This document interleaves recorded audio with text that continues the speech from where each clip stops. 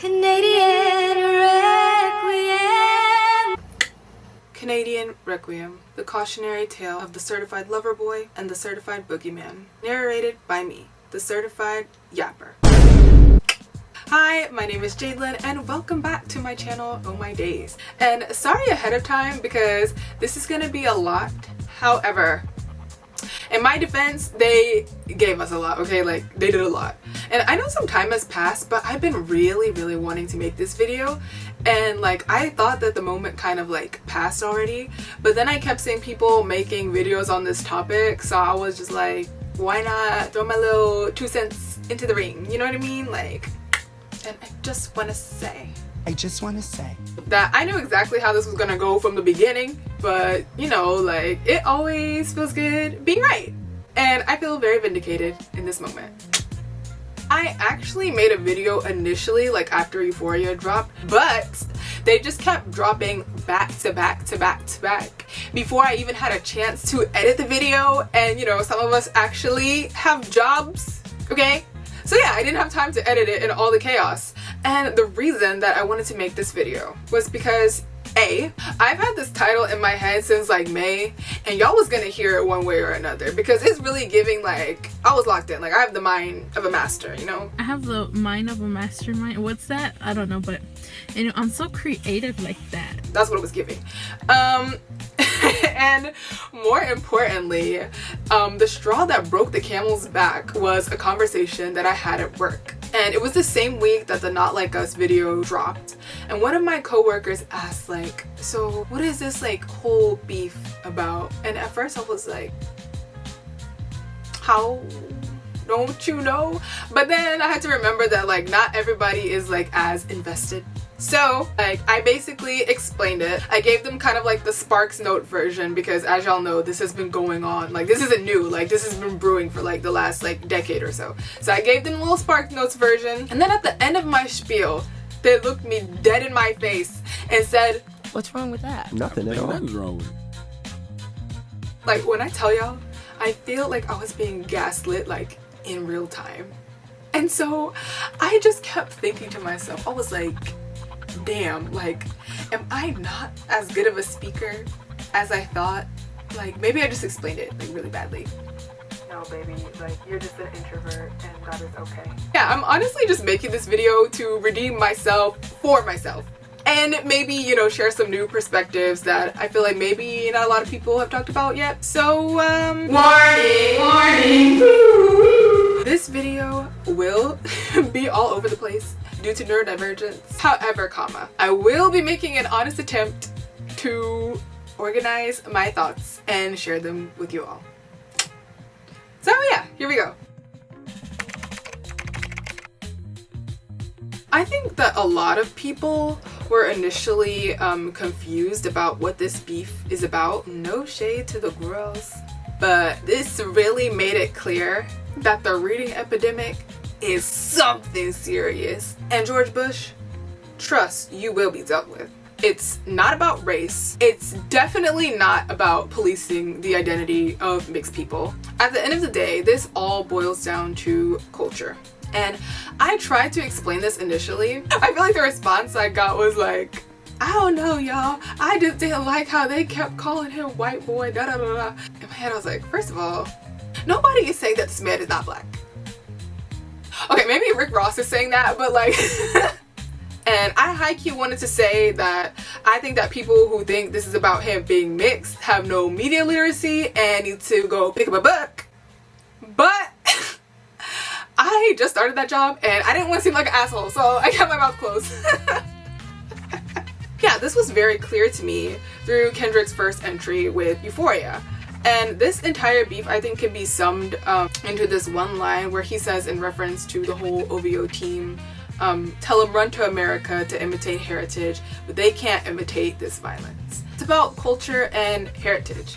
And throughout this, Drake just kept messing with a culture that he did not understand.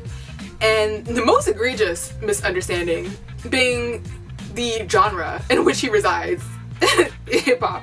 Exhibit A, I don't know where it's going, but Exhibit A Just a few days ago, this man posted a picture in a t-shirt that said, "Rap is a joke. I'm not gagging." I'm not gagging.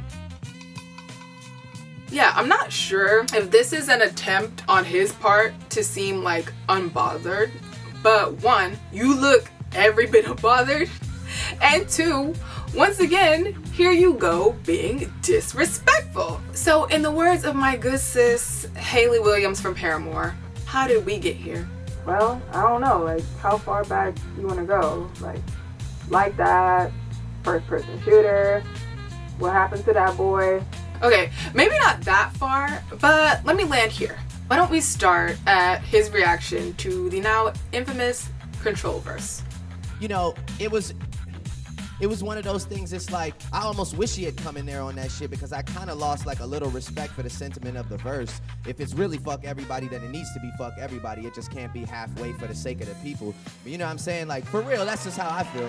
By nature, hip-hop has always been a kind of competitive sport, and actually this is the aspect that I enjoy the most about it, and what I feel like sets it apart from other genres, because it provides so much space for different types of storytelling that you might not hear in like just your average like pop or country or R&B record.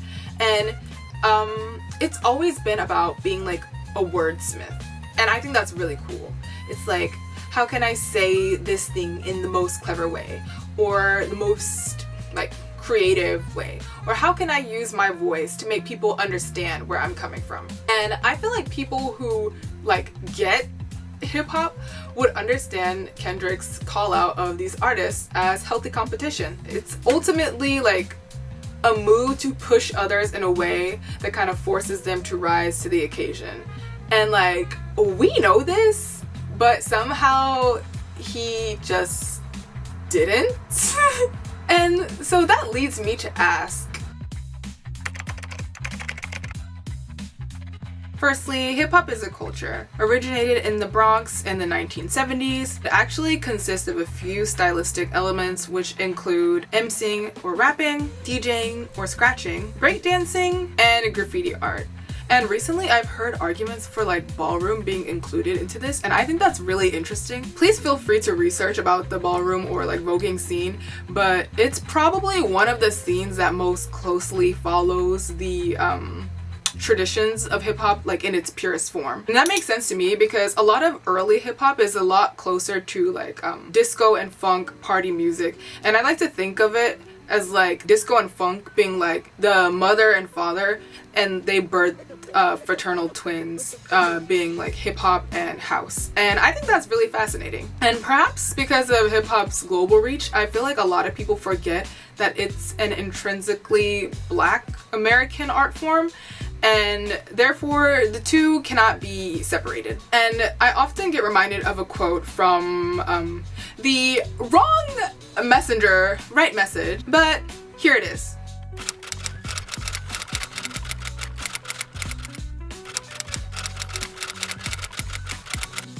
And I think that that's a valid definition for the genre. You know, of course there's always been party music or like music with a lighter message, but at its core, like, hip-hop was originally used as a vehicle to express like the lifestyles and the struggles of Black Americans, very similar to its predecessors, jazz, blues, gospel, etc. And I also want to clarify that from this moment on, like when I say Black, I'm specifically referring to Black Americans, and it's because it denotes both our race and ethnicity. Race, ethnicity, and nationality be beating y'all ass, okay? There it is. So Black American. Okay, we're good? Let's move. And so, of course, Black people are not a monolith, but due to our history in this country, there are threads that tie us together, and we tend to generally like relate and live similar lifestyles, if anything. And if we're not like directly living those lifestyles, we're probably about like 1 degree of separation from people that are, which is why I think that it's a lot more believable coming from like American rappers that like we might know are not like living that life for real. But you know how the industry is. There's a certain image of Black people that gets pushed more than others. So I'll just leave that there. Y'all do with that what you want. But yeah, we have a general understanding of each other, and from the beginning I feel like Drake kept like proving and then continued to double down on the fact that this is a culture that he knows nothing about. And that's why he walked directly into that colonizer bar on Not Like Us. Like, honestly, truly, he set it up for himself. Because if we keeping it a buck, we should have been, not we, because I did. Y'all should have been whacked him for that whipped and chained you like American slaves or however it went. And his, I don't know like what album, they all kind of run together. But yeah, he should have been got whacked for that, okay? Because why are we in it?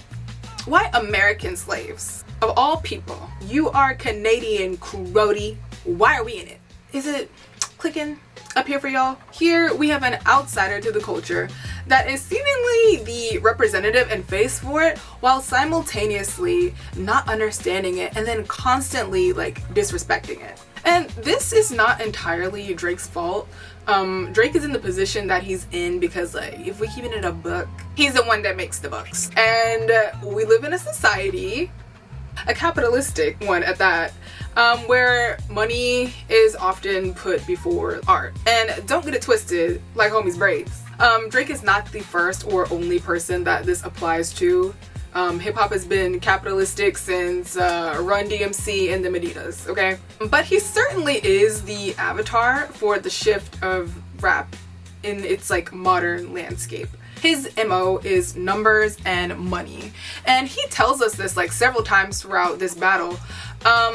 Take push-ups, for example. His opening line is basically about like #1 records. And his big attack on Kendrick here is about like how much money he makes. It is just like, nigga, why is you pocket watching? But yeah, he then goes on to name drop Kai Cenat, insinuating that Kendrick is begging him for virality, which, put a pin in that. Put a pin in Kai Cenat. We're gonna come back to that. But yeah, he says that, followed by, so y'all see that? Numbers wise, money wise, bitch, Pennywise at this point, okay? We do not care. Two things can definitely be true at once, and there was a time where the essence of hip-hop was the message and the genre was very political in nature, and I think that like Drake becoming kind of like the figurehead of it has wiped that out in a way. Like, if you really sit here and think about it, has Drake ever like really talked about anything that isn't Drake? I'm down to hear like corrections if I'm wrong, but like y'all just think about that. Like off the top of my head, I can't really think of anything. But yeah, I don't know if this is like a hot take, probably not. But his music is very easy, it's accessible, and quite frankly, it's catered to the lowest common denominator of listeners. Take this clip from Mos Def, for example. Drake is pop to me. Right, that's fair. In the sense that it's charting like pop music, popular music? In the sense like if I was in Target in Houston and I heard a Drake song. So it feels like a lot of his music is compatible with shopping. Or it's you know, shopping with an edge in certain instances. He said that, and I don't know why y'all was booing him because he was right, and y'all tried to get him out of here for what? You know, I think that's probably why like so many people aren't used to really listening and dissecting lyrics like in the way that we did during this whole beef. And it's because like y'all never had to before, which is crazy. And then this man, Aubrey Graham, had the nerve to tell this psychopath to give him quintuple entendres. Insanity, honestly, truly. Let me just say, this man does prison push-ups, listening to oldies for the Punsky, and you thought that was the nigga to mess with? Yeah, add that as a point to this whole observation. Let's move on to part 2. Now that we've got like a little bit of history out of the way, I want to say that the other half of this battle is all about character, and this is the indictment of one man and this one man's character. So if you feel like you caught a stray in the process, I don't know what to tell you. You might want to reevaluate some things. I'm gonna break this down into a few acts, if you will. I don't know how people tried to flip this a little bit and be like, oh, like he's calling him gay, da da da da. Like, no, I don't think that's what he was saying at all. I think he was legitimately saying, like, I believe that you don't like women. And I believe that to be true. And so I'm gonna like list off some women and some quotes from his mouth, okay? I didn't make this up, straight from the horse's mouth, okay? Sidebar, I've mentioned this on my channel before, but I really think that when we like something or someone, we should be willing to critique it fairly and constructively. So with that being said, trust. Misogyny is nothing new in hip hop. Unfortunately, it's kind of like par for the course at this point. But for me, personally, I just think that there's something very icky about this like constant, very personal and direct attack on women. Let me know what y'all think, because like you tiptoe and you do this sneak dissing around men, but very quick to call out like women's name in songs. Like off the top of my head, Rihanna, Esperanza Spalding, Megan Thee Stallion, SZA, Serena Williams, another Williams, Virginia. And you would think that somebody would learn, but they didn't. And we're gonna get there, Because Drake has always had a very strange relationship with women. And we can see this even just through like a quick search. If you think about it, Drake having that closet full of Birkin bags, Drake having that necklace made out of the 42 engagement rings from apparently the multitude of times that he like proposed to somebody. Also, I haven't seen a lot of people talk about this, but there's a scene in the first person shooter music video where he comes back for like his last verse and like he's naming off names of women, but in the video the women are depicted and like represented as literal dogs, bitches, with him in the elevator. And something about that really like rubbed me the wrong way. Like, I can't put my finger on it, but like, please like let me know what y'all think, because there was just something kind of weird about that to me. Quick aside, I think that it's a bit ironic that in this scene also, this is the scene where he's like, you know, I'm one away from Michael, beat it nigga, beat it, and he's actually referencing the music video for Billie Jean, like when he's like stepping on the little tiles and they turn white. Billie Jean being a song about him denying a kid. Yikes. Also, that weird ass album cover for Certified Lover Boy. It's weird. Like his strange collection of like bras that he get. Like, have y'all ever? I'm gonna try to find a clip and put it in here. Like how he does at concerts when he like collects these bras. Can we set a new stage rule for tour? If you're gonna throw shit up here, just make it bras only, please. Just know. Like, I don't need new cell phones, new sunglasses, I don't need nothing. I just need titties, things that cover titties.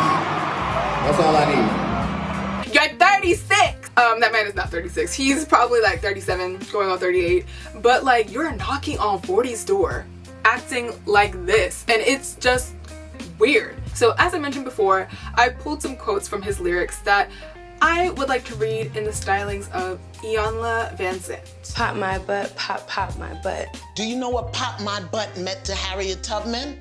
Do you know what that meant? It meant a whip. They read as follows. Where should I even start? Sidebar, Serena, your husband a groupie. He claimed he don't got a problem, but no boo. It is like you coming for sushi. Esperanza Spalding was getting all the praises. I'm trying to keep it humble. I'm trying to keep it gracious. Who give a fuck? Michelle Obama put you on her playlist. Then we never hear from you again like you was taken. Maya Angelou. This bitch lie about getting shots, but she's still a stallion. Yes, I'm done. There's more, honestly, that I could go into, but I won't because that would take me forever and a day. But this line in particular was so aggravating to me because then he tried to like walk it back like, oh, y'all are just taking stuff out of context. Like, we don't know how to, like, we can't understand basic entendres. Like, okay. But also, while researching for this video, I went back and I revisited Family Ties. And after this whole thing, like, the back half of this song hits so much harder, so I really recommend that you guys go listen to it. But there's two things that I want to mention about that song. Is that one, it's very comparable to see how Kendrick raps about the same person, like Megan Thee Stallion, in the way that Drake does, because Drake does it in a way that like mocks her, like, for being like domestically abused and getting shot at, which is very weird. And then Kendrick has the bar where he says something to the effect of like, I could show my ass and take y'all to class. I could multitask like Megan, brother, which is a really cool like shout out to her, because like at that time I think maybe she had just graduated college and she was like doing all this and having like this kind of meteoric come up while still going to school. So that's a really cool like shout out. And honestly, I kind of want to see them work together, because between the two of them, they woke this year up. But yeah, the second thing that I want to mention in this song is particularly Baby Keem. So if y'all don't know, the song is obviously a diss at Drake. And so in the last verse, Baby Keem and Kendrick are going like back and forth. And Baby Keem gets the last line of the song, in which he says, "Number 2 DM in my bitch. That's cool, I don't ask why." And let's do some quick math on that.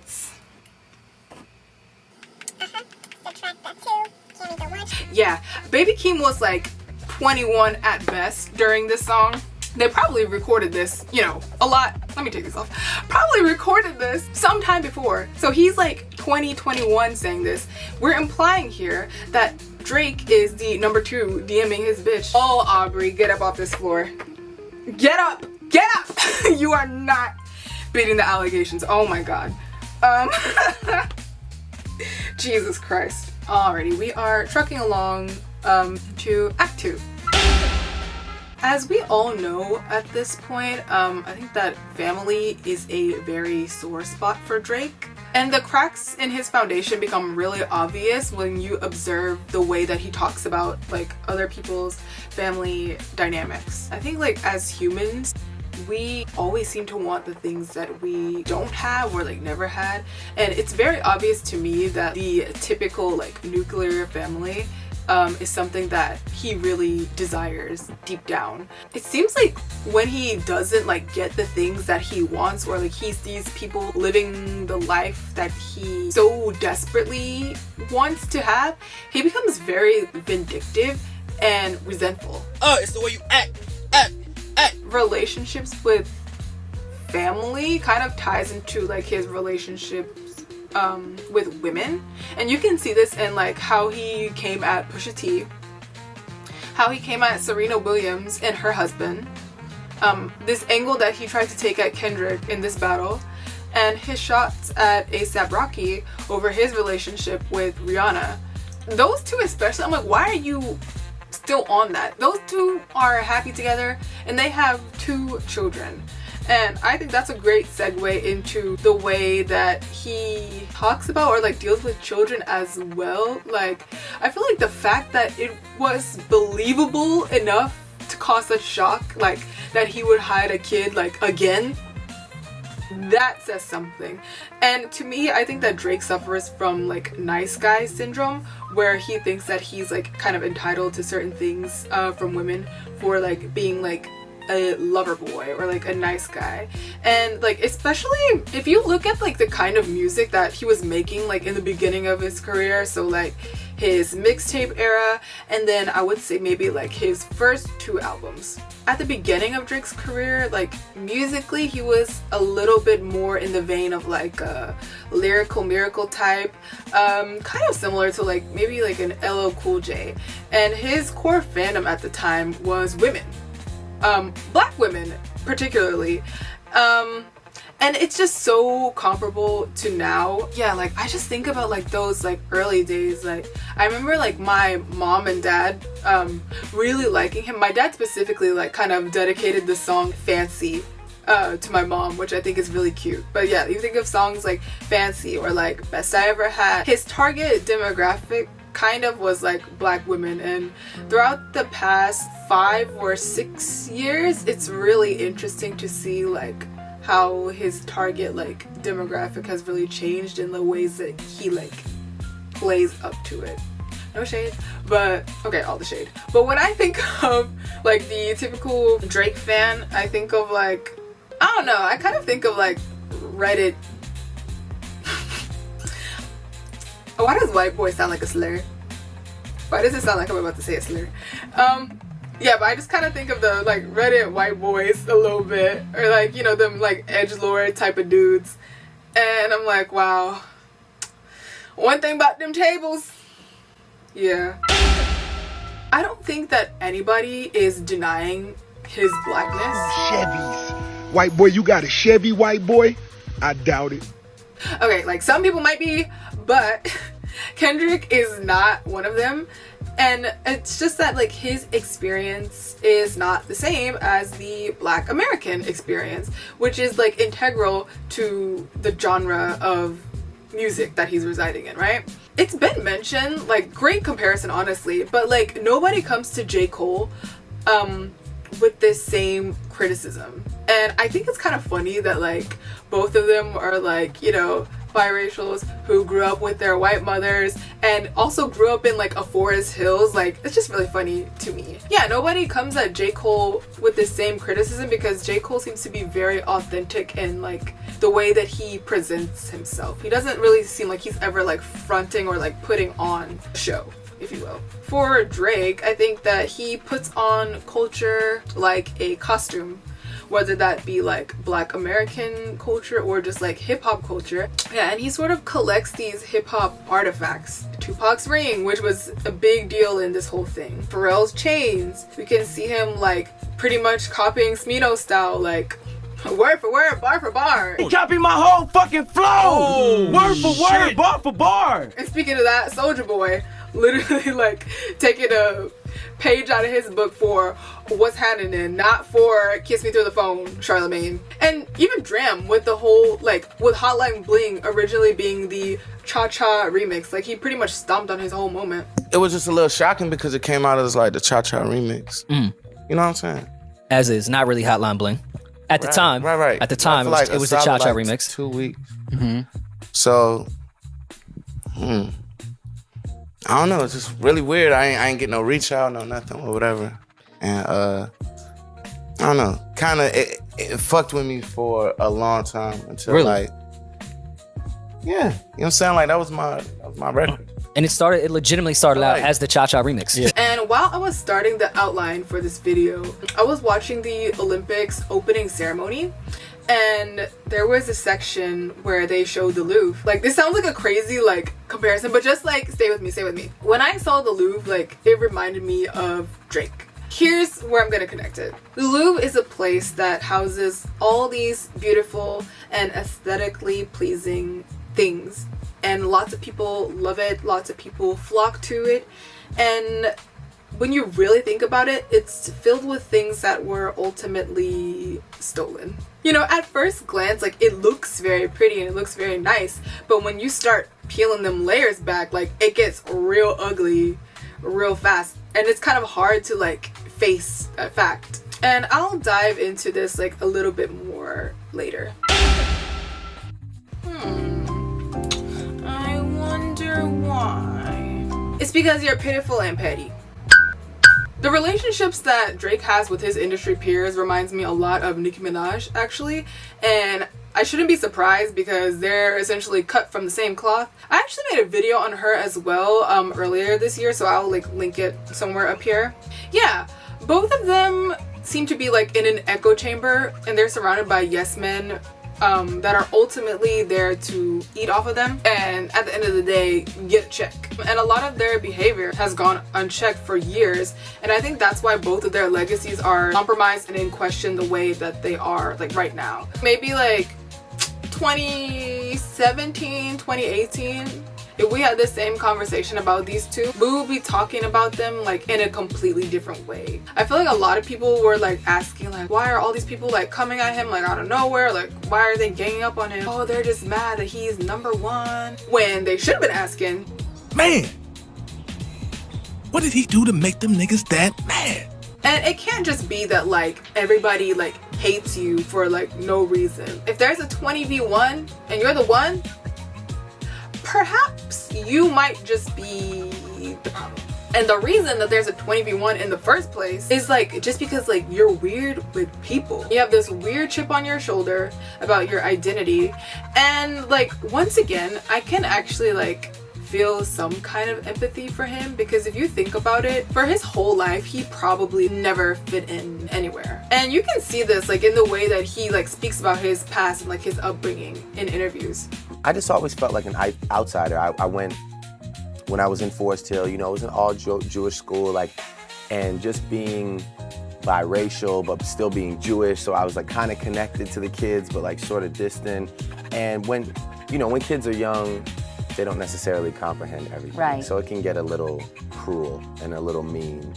You get teased a lot? Yeah, I mean, I got it. You get into this culture, not like fully understanding it, but liking it enough to want to be like seen and approved and liked by others. So you put in all this work and you feel like you grind it like as hard as you can. And then finally, when you feel like you've finally like been accepted, just when you think that spot is yours, somebody comes in and snatches it all from right under you.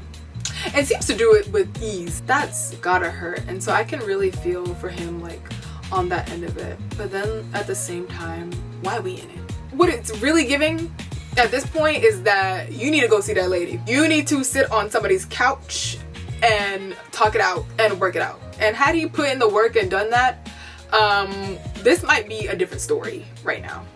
This might be a niche reference, but I'm gonna go for it anyways. There's this game that I love dearly, and it's called Persona 5. And I feel like the two main characters really illustrate this story very well. So spoiler warning for like anyone who hasn't played it and maybe like you're not a fan of spoilers. So let me give you like 3 seconds. Okay, we move. So the game pretty closely follows psychiatrist Carl Jung's theory of individuation. And so in simple terms, he believed that there are levels to consciousness, and it's very interesting, and I suggest you check it out for yourselves. So just for the sake of this video, I'm gonna kind of not water it down, but I'm gonna focus on these 3 elements. First, we have the persona, and the persona, or the mask, is the outward face that we present to the world, and it conceals our real self. And Jung describes it as the conformity archetype. This is the public face that a person presents to others as someone different from who we really are, like an actor per se.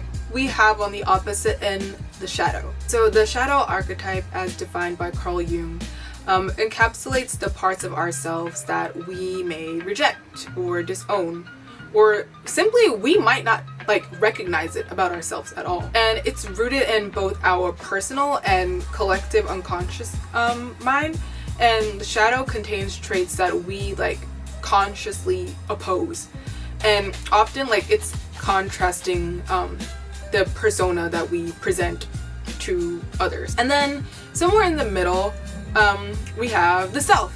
And the self provides a sense of unity. And for Jung, the ultimate aim of every individual is to achieve a state of selfhood. And I want to point out this quote from Jung that he writes in 2 essays on analytical psychology.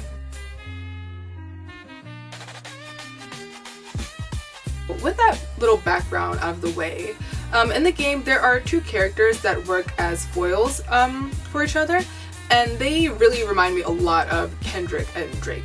So first we have the main protagonist called Joker, and then his rival, who is kind of an antagonist, anti-hero, named Akechi. Both of them are essentially good kids who just got dealt some not so great hands. And in the game, both of them are granted these kind of powers or abilities, and you can see how the 2 of them navigate through this. For Joker, he realizes his true self pretty early on, and he's able to create and forge bonds with people around him that give him the ability to wield multiple masks. Akechi, on the other hand, creates this false persona of like a very likable prince archetype. There comes a point in the game where his facade is broken and he ultimately like breaks down. And in that moment, his true self is revealed, and though much of it is pretty dark and ugly, I would argue that a lot of people actually like his character a lot more after this. And from this point on in the game, he presents as his true self no matter what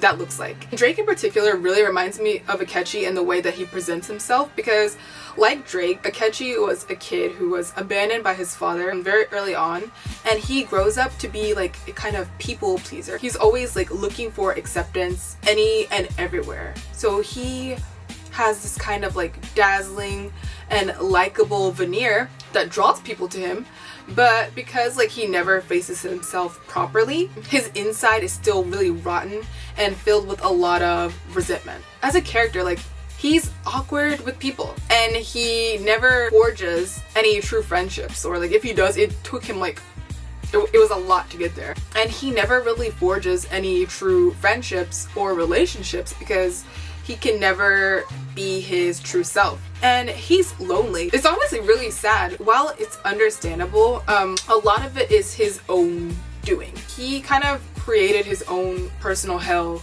trying to live up to something that he's not. He like stepped on so many people and even like ruined lives trying to like reach this like goal that he had. But then like once he realizes that all that work that he put in, like good or bad, like eventually meant nothing, he just like completely crashes out. I'm going to be entirely honest with you. I hate you. Your deft handling of your unfortunate circumstances, your uniqueness, your ability to surpass me, all these irritate me. Teammates! Friends! To hell with that! Why am I inferior to you? I was extremely particular about my life, my grades, my public image, so someone would want me around. You're just some criminal trash living in an attic. So how? How does someone like you have things I don't? Does that sound familiar to y'all? Compared to a character like Joker, where they essentially were given the same opportunity, both with not so great circumstances, Joker is also being quite bad. It's kind of like a mirror got put up to his face. I think it's the fact that he felt like someone who was supposed to be beneath him took their circumstances and then made the best out of it, and ultimately ends up having a better life. That was a lot. Thank you for letting me nerd out a little bit. So now we move to the next section. Culture is king, and why I think that Drake could never make a song like Not Like Us. Alright y'all, so I cannot not talk about this song and video combo, and then like the pop-up concert on top of all of it. She is the moment. She's got a point. She's an icon. She's a legend, and she is the moment. Now come on now. Yeah, let me get into this like 1-2 combo and why it works so well. And quite frankly, sometimes you really gotta pop out and show niggas. So for those of you who might not know, the pop out happened on June 19th, an important holiday for Black Americans that celebrates our liberation, and it marks the final enforcement of the Emancipation Proclamation, freeing the slaves, Drake, in Texas at the end of the Civil War. Y'all see like what I'm putting down a little bit? An important national holiday about liberation for the descendants of those freed slaves. And then boom, we have the music video, which dropped on another important holiday for Americans, the 4th of July, aka Independence Day. Y'all see what I'm putting down? Part 2, the remix. Intentionality is so important here, and it basically becomes like another diss like within itself, saying that like you're not like us because you're not American or Black American. You don't share these experiences with us. And this can be seen like really well through the like color motifs of the music video in particular. It was dropped on like July 4th. Throughout the entire video, the color scheme is like red, white, and blue. and it's very reminiscent of obviously the American flag, but also the colors of rival gangs in California, like LA in particular, right? I think what's really smart about the way that this was done is that this video does a whole lot of I'm finna show you better than I could tell you. And since the beginning of career, I think one of Kendrick's greatest strengths is that he is a great storyteller, and he approaches music a lot how one would approach filmmaking. And the Not Like Us music video is a great example of when the two of those things kind of like marry together. Throughout this battle, Drake seems to be like playing defense most of the time, which is interesting because actually, like, if you think about it, he kind of like hit first. For some reason, he seems to be playing defense most of the time, and it's because he's directly responding to things in a way that's very like expository, if that makes sense. He's doing a lot of like rebuttaling and like telling us, but then when we take a look at something like Not Like Us, Kendrick is able to like neutralize a lot of Drake's claims without even saying a word like directly to them. And it's because he shows us. In the music video, he shows us that he has a good relationship with Top Dawg and TDE. He shows us his family unit with his fiance and those kids that look just like him. And you know, we have Drake here asking like, oh, why isn't Whitney saying anything? Because she didn't have to. Why are you mentioning her? She's not the rapper. You go get in the booth. He also shows us that he's like cool with Day Free. Yeah, so if you're like me and you didn't like actually know like what Day Free looks like, it's okay because this gets like doubled down in the video, because towards the end they kind of freeze and they hold out on that credit screen where Day Free's name is first and then Kendrick's name is at the bottom for director's credit for the music video. So it's very, very smartly done. And in this whole battle, I think like a lot of people would probably agree that like Meet the Grams was like the kill shot in the funeral. But the true victory lap and dance on his grave was just kicked off with 5 words. Mustard on the beat, ho. The moment I heard this, I knew it was OB over. And I think it's because like there's these like horns that are very like celebratory in nature, and then the reason why something like this hits as hard as it does is because it's undeniably regionally West Coast. And regional sounds like obviously still exist now, but like with the age of the internet and like how small the world has gotten, it feels like a lot less common than maybe like 15-ish years ago, like when these guys were first coming on the scene. The thing about it too is that from like what I know at least, like Kendrick Lamar has never made a song like in this style in particular, but it doesn't feel awkward or out of place at all because he just like leans into it so naturally, and it's because it's natural. These are sounds that he would have been like growing up hearing, probably like the music that he's like living his life to on the regular coming up as a kid. I would argue that I'm not so sure that Drake could ever come up with a record that works in a similar vein, and I feel like that's what really loses him this battle. We know and understand what the West Coast is sonically. Something about it is almost like spiritual in a way, and like I don't know about y'all, but like as soon as I heard this, and I'm sure like a lot of people would agree, like I immediately was ready to like bust out like a walk. And I don't know nothing about that. You know, like I understand the sound and culture like on a fundamental level. So I think that's just why like it hits the way that it needed to hit, and we all felt that at the same time. On the other hand, we have arguably the biggest star to come out of Toronto, probably just Canada period at this point, but most of us have no idea what the sound is up there. I don't think I would feel it in my bones like the same way. But like, why is that? Because like Toronto has a sound, like I'm sure they must have a sound, right? But like we just don't know what it is. And why? It's because their city's biggest star spent like his entire career posted in another nigga hood like a bad bitch. Like, I don't know what to tell you. Like, I don't know about like y'all, but please feel free to leave a comment. But for me, I don't think I knew that like Drake was from Canada until like if you're reading this, it's too late, when he started, you know, like claiming the six and being like the sixth god. And that's a whole nother thing. They weren't even calling Toronto like the six, like You just made that up. You just made that up. Like, and hear me out.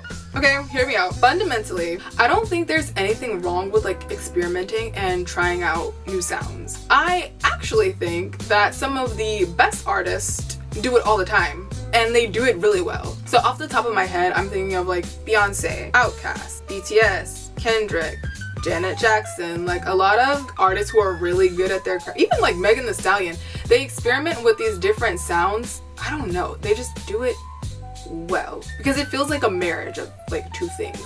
But for Drake, rather than experimenting, it does indeed feel like cosplaying from Houston to New Orleans to Atlanta. Then we go across the Atlantic to Jamaica, and then the UK when he was in his little roadman bag. Like, it just never stopped. Side note, as someone from New Orleans, the little NOLA era that he had really bothered me in particular, especially when he did that chopped ass accent in the video for In My Feelings. And also, I feel like the drums on those bounce inspired songs, what was the other one? In My Feelings and Nice for What? The drums needed to hit like a lot harder for it to give like the full effect of like a bounce song. And that's not me being a hater, because I've been saying that since the beginning. So I just wanted to let the rest of you know. It didn't feel authentic enough to me. Okay? I think that there's a reason why a lot of what he does tends to feel like an act, and I think if we break it down like this, it becomes a lot more clear. So why don't we start off with this? Firstly, I think we need to unpack the similarities and differences between these two countries. Comparing America and Canada is always so interesting to me, because we're literally like right next to each other, but we're like so different at the same time. Also, no shade to Canadians, but y'all be blending in until you don't. And it is just so jarring to me, like every single time. Like sometimes I'll be watching a YouTube video and it'll be like, there's like very particular words and like the way that you guys like pronounce them. I immediately clock like, oh, this person's from Canada. And then I like go and stalk the page just to confirm something that I already know, because I like being right. But yeah, anyways, here's my stab at it.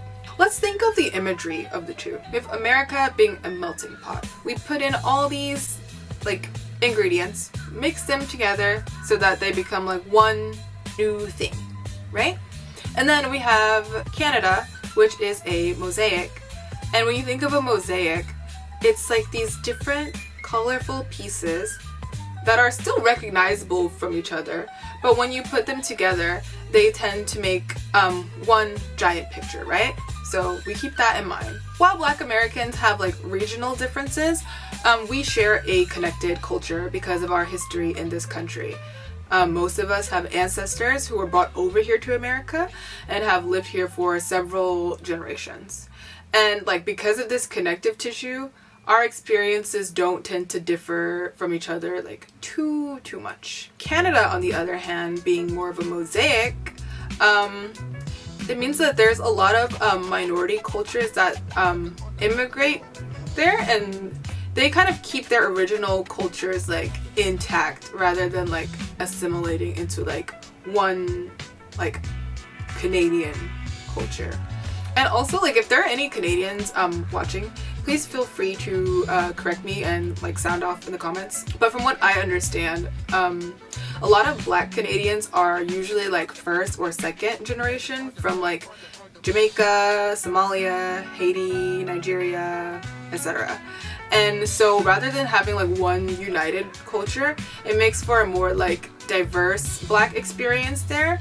And I think you can kind of see this through like the influences throughout Drake's career, through like lyrics, attitudes, accents, and like I don't know how Canadians or like people from these like original cultures feel about this in particular, but I think like it would make more sense to me for him to lean into that, like if that's what he grew up around, allegedly. The second part of why it all feels very like fake is because Drake is an opportunist, and it is like transactional in some ways.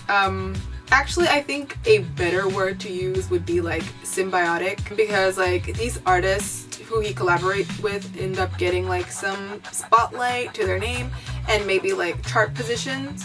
While Drake gets to stay relevant and like take over a new sound under the guise of like putting people on. I feel like he wants us to think that he's some sort of like tastemaker and just like has his ear to the ground like that, when really he's just kind of looking for the next sound to hop on and then like eventually eclipse. And there's a clear pattern here, like he does with Migos and Versace, I Love McConan and A Club Going Up on a Tuesday, Block Boy JB, who had a hit song with Shoot, and then Drake does like Look Alive with him, right?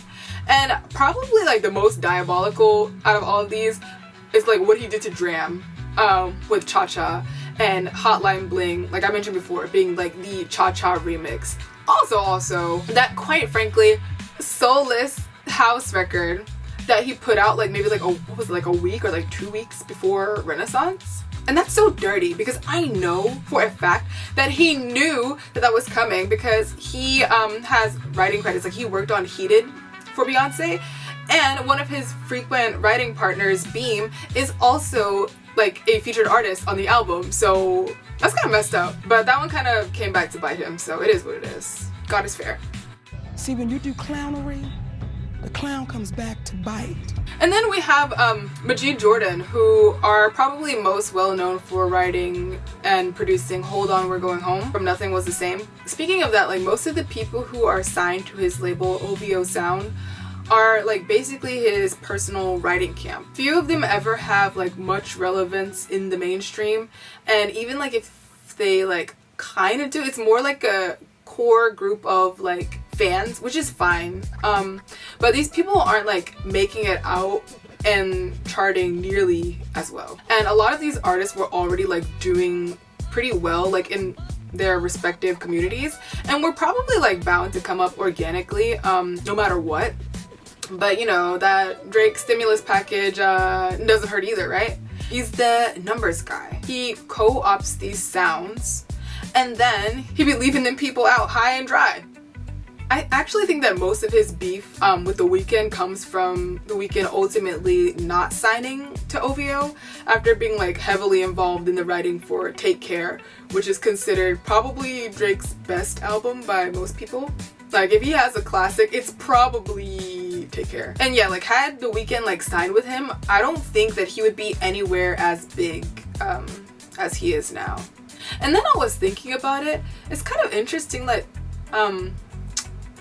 a lot of these people have done a Super Bowl and Drake hasn't done a Super Bowl yet. Like, not that that's a metric for anything, but I just like wonder like when and now like if that's even possible with the way that his public reputation is now. And I've also seen a lot of Drake fans try to spin it, particularly that You Run to Atlanta bit from Not Like Us, and then try to counter it by saying, well, Kendrick works with artists from Atlanta too, so he doesn't have a leg to stand on.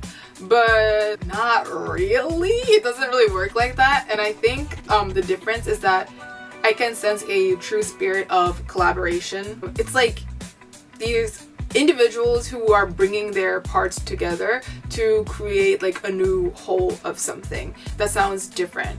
Like I don't think there's ever really been a time where like I'll listen to a Kendrick record and like immediately think of like a certain artist or a certain sound, but I've definitely heard Drake songs where I'm like, oh, like this was like insert artist song and he jumped on it. It's hot in here and I'm not used to talking this much. Help me. Yes, so we move on to our next section, which I like to title Checkers Not Chess ? And throughout this battle, I kept hearing Drake fans say like, oh, like y'all don't get it, like he's playing 4D chess, or like wait until he hit that red button. It was giving Connect 4 at best, babes. Like, but before I dig into him, let me give a little praise where praise is due. I think one of Drake's greatest strengths as an artist is that he just has this like ability to make something like sound good, and like he might not be saying nothing for real, but like he just has like a nice tone and like timbre to his voice, and like he kind of plays it up in a way that just like makes it sound like, oh, like let him talk his shit. Like, he talking that shit. He's cooking for real. But like, okay, I know I said I was gonna praise him, but let me give like a teeny critique here. Like, if you actually pay attention to his rapping, like on a technical skill, his rhyme scheme is not that complicated. Like, for the most part, he's doing like really simple schemes where he like closes off the rhymes at the end, but there's like not a lot of like internal rhyme schemes. I think if you go listen to Push-Ups and The Heart Part 6, this is like a really good like example of what I mean. Like, I don't know if I'm like explaining it in a way that makes sense, but if you go listen to those two songs, like, I think you'll be able to clock it like pretty quickly. And so for like people who don't necessarily listen to lyrics like that, like it'll probably hit them like sonically, like exactly where it's supposed to. And I think this also becomes like one of his greatest downfalls, and I'll explain why. No, I won't. I take it back. No, I won't. Now that I've given him his praise, along with a fair bit of constructive criticism, here's where I think he messed up. And there's a lot. Forgive me, I'm gonna try to get through it as best as I can. Number one, he really set himself up with those, like, the internet antics and the shot clock. Like, throughout this whole thing, he was just like on social media so much, and the shot clock was such an arbitrary standard that like he made up himself. Like, I don't think we've ever seen this. Like, if you think about like Nas versus Jay-Z, that probably took place over the better half of like a year and a half or like 2 years of them going back and forth at each other like publicly. But I think like with this age of like the internet and instant gratification, like he wanted to make like a moment out of this, and like a moment he got, but at what cost? And let me remind y'all that he got literally everything he asked for. Drop, you did all that. Then you have your lapdog, loser ass academics talking about, oh, it's been 407 years since Kendrick dropped. Like, oh, he's so scared to drop. And also, remember when I told y'all to put a pin in Kai Cenat earlier on? Okay, we're back to it. Drake tells Kai Cenat to stay on stream when he's getting ready to drop Family Matters so that everybody can hear it at the same time, and it's gonna be this big moment, right? Only for it to literally bite him in the ass when like 37 minutes later, your demise was quite literally televised. And then after all of that, like, you've been on the internet this whole time, you have this song that basically picks you apart in the most diabolical ways possible. With all the claims being made against you, the one that you choose to address directly was, oh, where's this daughter of mine? Nigga. Number two, he lied on things that could be easily fact-checked with a quick Google search in the year of our Lord 2024. And to be honest, like, if I was getting my ass beat that bad, I'd probably start lying too. It's like, you know, like pulling hair in a fight. For example, him claiming that Kendrick's son is light-skinned. Not that there's anything wrong with that, but there are literal pictures of this baby out there proving otherwise. One of them little kids like baby. You did all that only for the video to come out, and then we see Kendrick with them kids who he looks like he spit them out himself, like King Piccolo. If you know, you know. Also, I wonder if Kendrick Lamar watches anime, because that nigga might be like the top tier like anime villain of all time. And I mean that. And I also wanted to touch on how I actually hate this part of the song, because like his tone is so aggravating, and you know that he knows it wasn't clever, and it's so forced, because then he has to follow it up with, and not that kind of ring, I'm talking about my nigga Dave. Like, nigga, duh. You, like, it pisses me off so bad. Like, there was no need to like reinforce it. We get it. It's like he's saying like, haha, you know, get it? Free, like day free. Like, it's so stupid. Okay, next. The fact that he leaked push-ups as a temperature check, like, I don't know about y'all, but to me, that just shows that he wasn't really confident going into it, like, in the beginning. And then, like, the fact that, like, his whole angle on push-ups was about, like, splits, like contract splits, when, like, the same could easily be applied to him. I don't know. Let's ask the audience, aka Pusha T. Next, oh, there's so much. The use of AI on tailor-made freestyle. Like, I understand like why he would do it, but also it's like people were already questioning if the push-ups leak was AI, and then to like evoke the essence of the dead through Tupac, and then the choice to feature Snoop Dogg, who's alive and well by the way, when you know damn well that he never would have co-signed or agreed to this shit. And it was just like really weird, and it left a bad taste in people's mouths. In fact, the mouths of Tupac's family and estate that got that shit taken down with a quickness. Yes, indeed.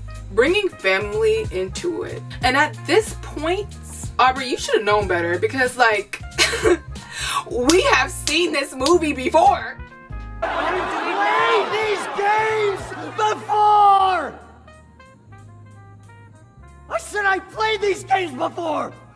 Dementia must indeed run in his family, because like, is this not the same shit that got you bodied by Pusha T? But here we are. I'll give it to him. In the beginning, the 20v1 angle was an okay strategy, but then like by the time we get to Family Matters, my brother in Christ, you needed to lock the fuck in. I don't know like what we're doing. Like sonically, it's fine, which is expected because like it's Drake and he's known for like, you know, being the hit maker. But like lyrically, this was such an unfocused attempt at a diss record. And I think he was trying to go the route like he did with Meek Mill on Back to Back by like making a good song so people would just listen to it anyways. But like, no tea, no shade, but this is not Meek Mill. That was never gonna work here. On Family Matters, there ends up being like so many misses and slip-ups which easily get neutralized by the time we get to Not Like Us. Firstly, you're mentioning these people who you have no community with, only for it to bite you in the ass later. Like, you know who really banged? First of all, why?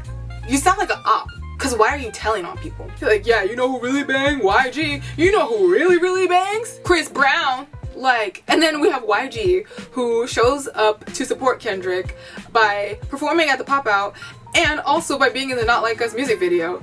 And then you end up contradicting yourself by evoking the name of a one Christopher Maurice Cokehead Brown to later condemn someone for allegedly beating women.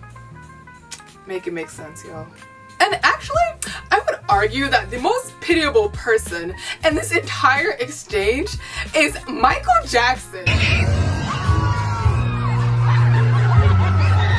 I actually think it's really like fun and interesting how they like volleyed this bar and like flipped it back and forth, but my god, please let that man rest. Let him rest. I think the most egregious part of it all is Drake's really gross misunderstanding of Michael Jackson in Family Matters. Remember the time, Michael Jackson? They don't care about us, Michael Jackson? According to you, was praying his features would change so people believe that he's actually white. That Michael? I really do like get that he was trying to flip the whole like how many black features bar from Euphoria, but it was just done in such poor taste, especially since this is like a literal icon, Black American icon, mind you, okay, that you keep trying to like align yourself with. And you know what, I'll give him his things for the you say your brother Jermaine but you wanted him to stay out of the light, because while I don't believe that for a second, I thought it was a clever wordplay alluding to like Jermaine Jackson and then one Jermaine Cole. Well played. But then, still on Family Matters, you ruin what was potentially the best part of the song by having the next line having these like underlying like homophobic and transphobic like rhetoric with the shots at number one, The Weeknd throughout the song, and two, Kendrick's uncle. And the part I'm talking about is the money and I'm gonna Grammy right now. It sounds really good. Like, I actually really like the melody here. But then like, I don't like that next bar at all. It's really icky to me. Because he says like, where's your uncle at? Because I want to speak to the man of the house. And he's alluding to Kendrick Lamar's uncle who's trans, who he mentions on Mr. Morale in The Big Steppers. And yeah, I don't like that. Like, have several seats. I like how it sounds melodically, but the Somebody and I'm a Grammy right now, it kind of reminds me, y'all remember when I said him and Nicki are cut from the same cloth? And it's because like this also reminds me of how when His came out, Nicki Minaj went on this like, you know, her tirade on Instagram Live and then mentions like Megan Thee Stallion being like, the girl has like however many Grammys, like 3 Grammys and needs to learn how to find the beat or like something to that effect, right? I'll probably put a clip of it in here. Because you have 3 Grammys and you have to learn how to rap on the beat and being comfortable in the music. Ooh, you're telling on yourself. You are telling on yourself. Jealousy. Finally, we get to the sorry ass entry, aptly titled Nuh-uh, Part 2 the remix, aka the Heart Part 6. Wow, a monotone and lazy attempt where we see him play defense for 5.5 minutes too long. Firstly, Epstein angle. How the fuck do you expect that? How the fuck do you expect an Epstein angle? And then like, first, like if we go back, on Meet the Grams, Kendrick said Weinstein. Ain't that Freudian slip about a bitch? Also, you know this nigga really did expect it because like he's the one who brings up the allegations to begin with before like Kendrick even like makes an official entry into this whole thing.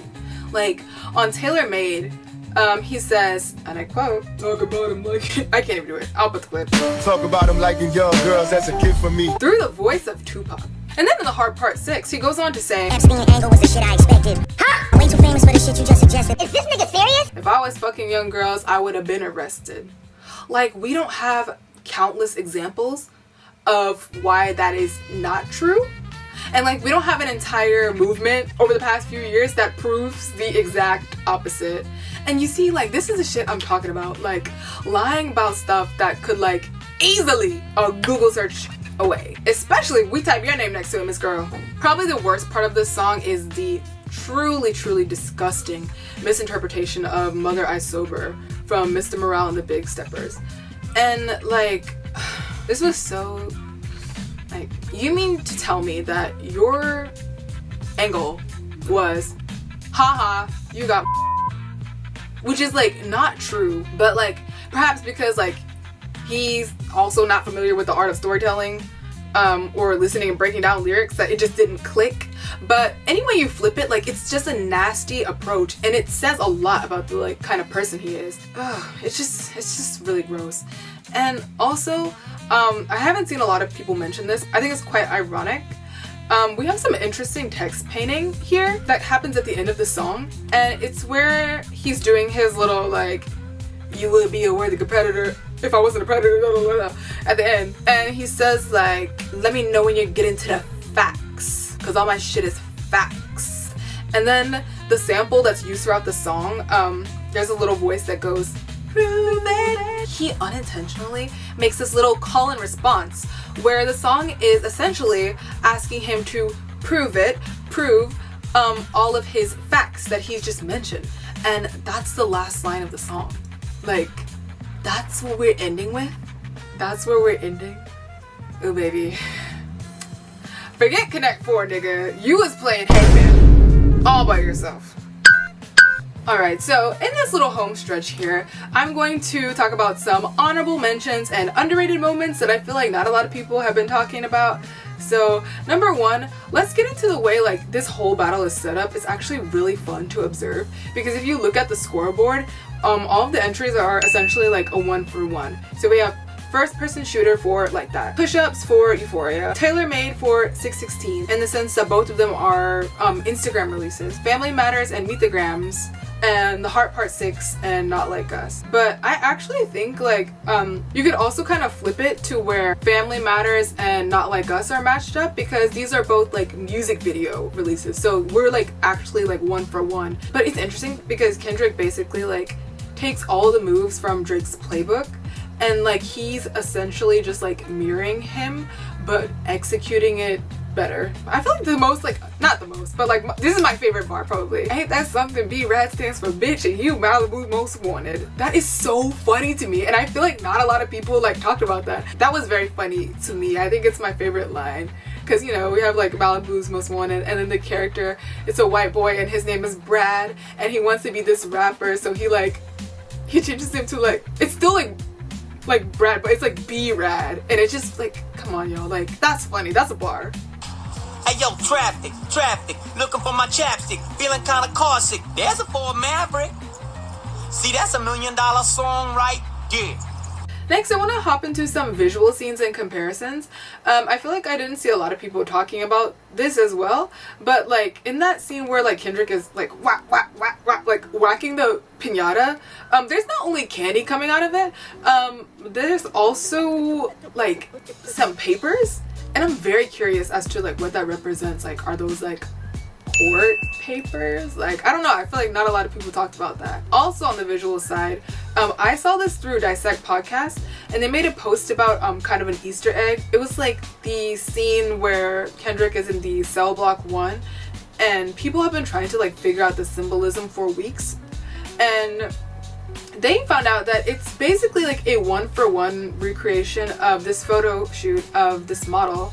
I think this is how you say her name, Mila Jovovich, and many of you guys might know her like from The Fifth Element, but what you might not know is that she was also a child model. So then you get to thinking, why like reference her? And there's 2 points that I think really tie her to this, and I think this is another example of them trying to show us something rather than tell us something. The man who was credited with discovering her was banned from his original agency after an undercover report of an abuse in the fashion industry.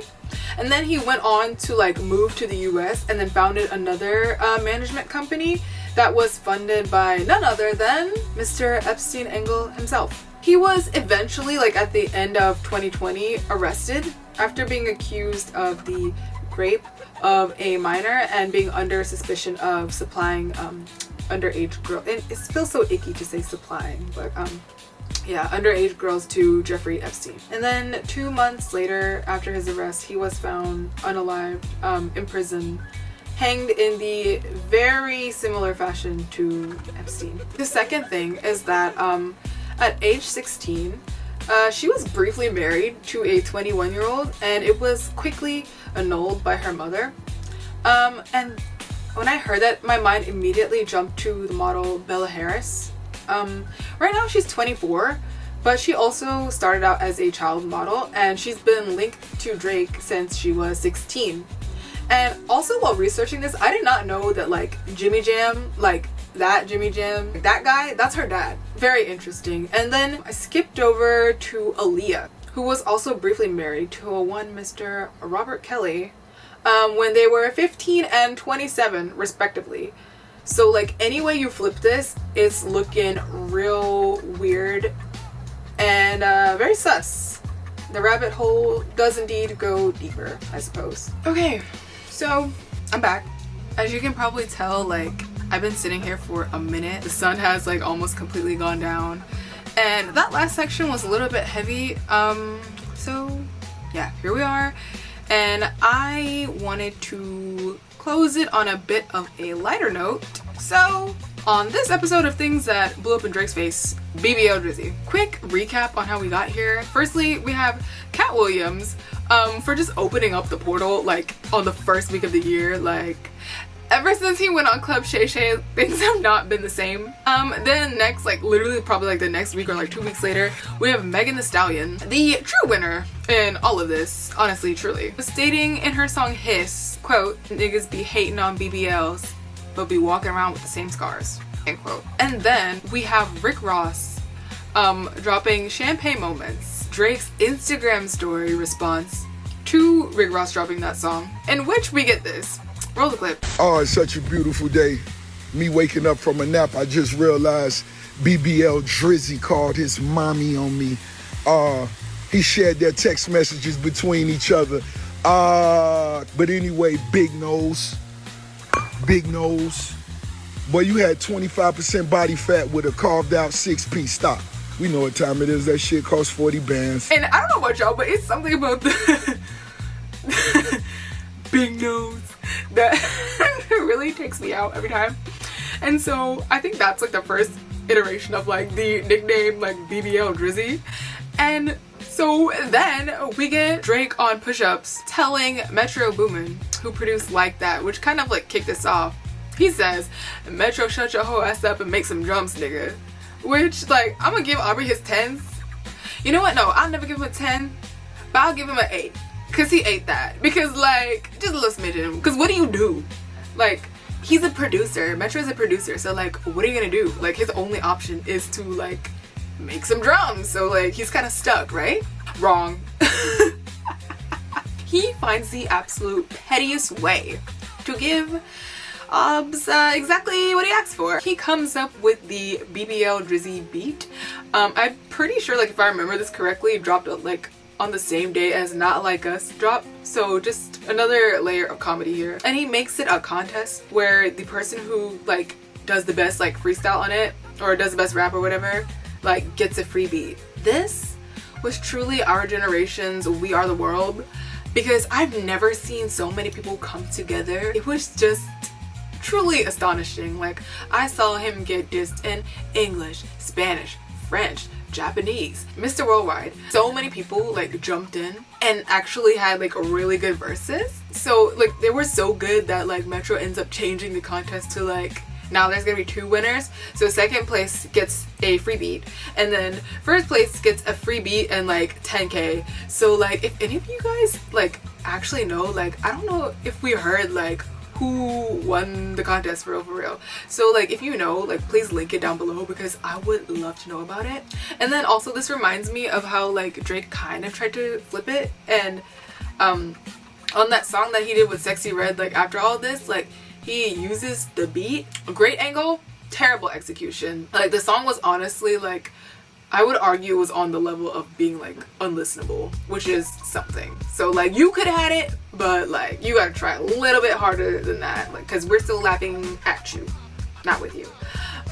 So yeah, that is where we are today, and I honestly have no idea how he moves on from this. But if I was him, I would just take the rest of the summer off. I might actually take the rest of the year off, maybe even a whole calendar year, because it's not looking too hot for you, partner. Like, I'm really curious to hear like outside perspectives and what you guys think about all of this. So like please like sound off in the comments. I would like actually really love to hear like, you know, the discourse. But yeah, if you made it this far, thank you for watching, and I'm so glad that I got out and got the pen working, because honestly like I just love music so much, and I've been like bursting to get my thoughts out on this. Not to be like that girl, but please like, comment, and subscribe, like maybe all of the above. It's free 99. What do you have to lose? Like for real. Once again, thank you guys so much for watching, and this has been Jadelynn of Oh My Days, and I will catch you in the next one. Bye.